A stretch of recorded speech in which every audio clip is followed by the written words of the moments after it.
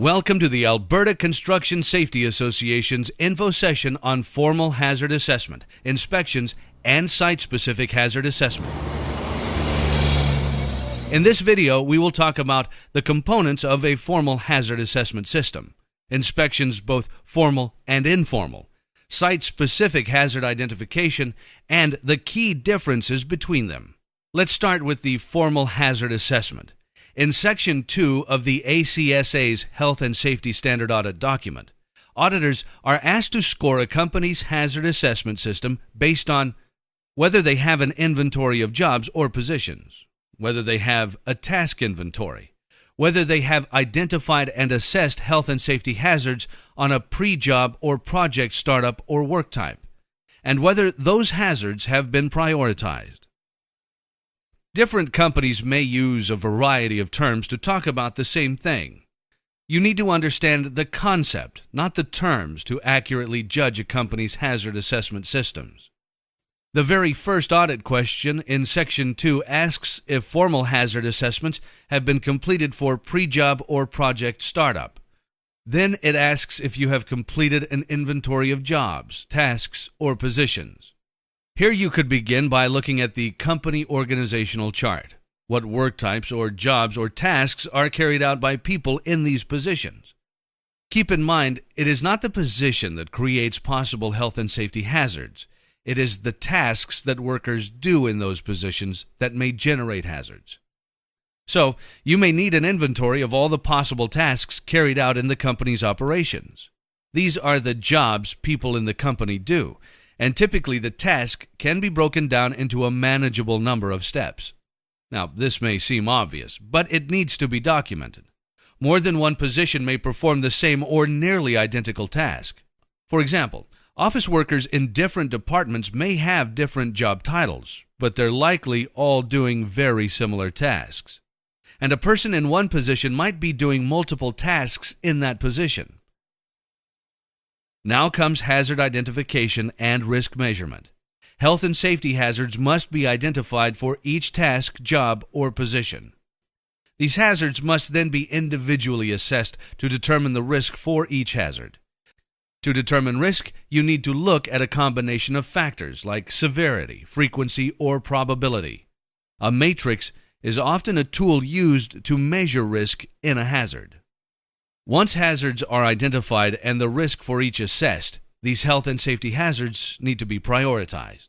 The higher the rank, the more attention needs to be paid to implementing and maintaining hazard controls for these hazards. Finally, for some companies to close the loop on this system, ensure there is a demonstrated and proven process for formal hazard assessment to be completed at the beginning of a project.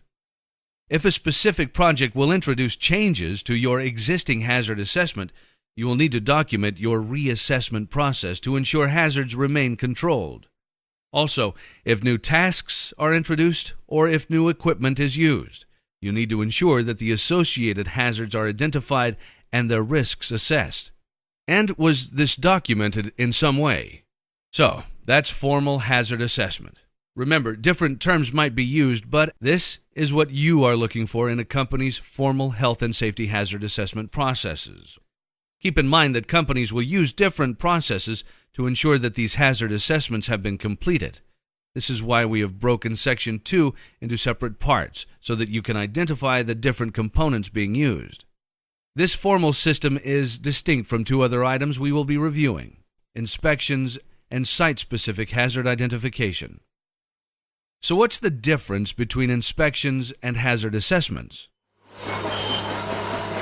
Inspections are not a hazard assessment, but they are an important part of a company's overall system of hazard assessment and control. Inspections provide a way for a company to check if its hazard assessment and hazard control measures are actually working. An inspection will involve being on the worksite and looking for compliance with the company's policies and ensuring controls are in place. It will observe actual worker behavior and may pick up on new or unanticipated hazards. So inspections are not hazard assessments, but if done right, they drive continuous improvement into the company's formal hazard assessment and control systems. Inspections come in both formal and informal varieties. Formal inspections are typically scheduled with written, itemized requirements and checklists. Informal inspections are regular and ongoing and may be included in job descriptions or built into tasks. So, we've looked at formal hazard assessments and inspections. What about site-specific hazard identification? While formal hazard assessment is focused on individuals and their specific tasks, site-specific hazard identification looks at specific operation or work environment to identify the hazards these will present. It may be carried out on the site itself, or in a pre-job meeting before going to the site, or a combination of both.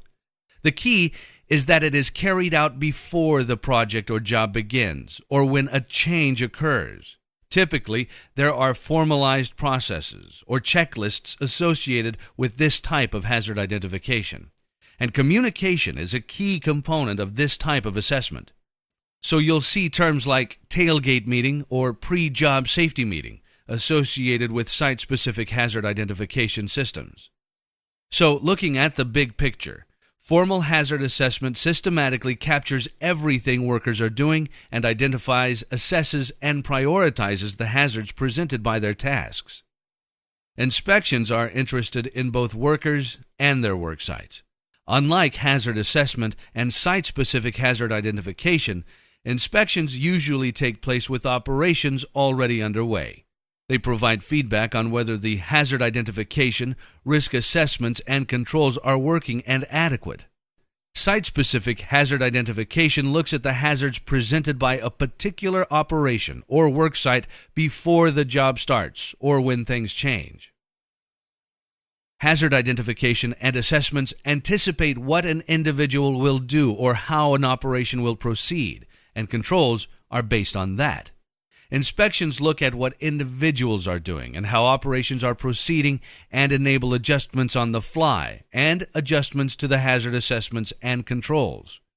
Remember, companies will create systems using their own terminology that makes sense for their operations.